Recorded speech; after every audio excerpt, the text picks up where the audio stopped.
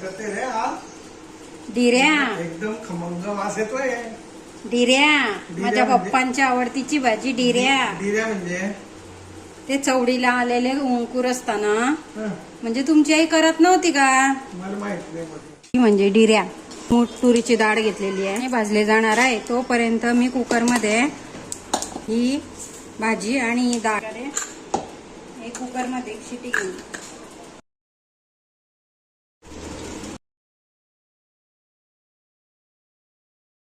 हा लसूण कढीपत्ता मी आल्या न वापरता आल्याची पावडर करून घेतली आहे.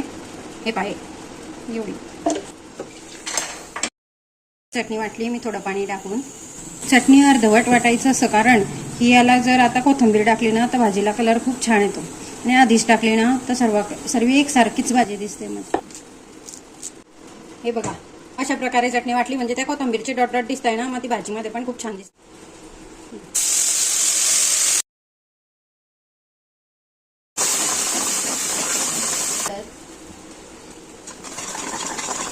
कलरनुसार एकदम किंचित मसाला, थोडं धण्यांचं कूट. सुधांशू हिरेंची भाजी खातो का बेटा? हे चवीनुसार मीठ.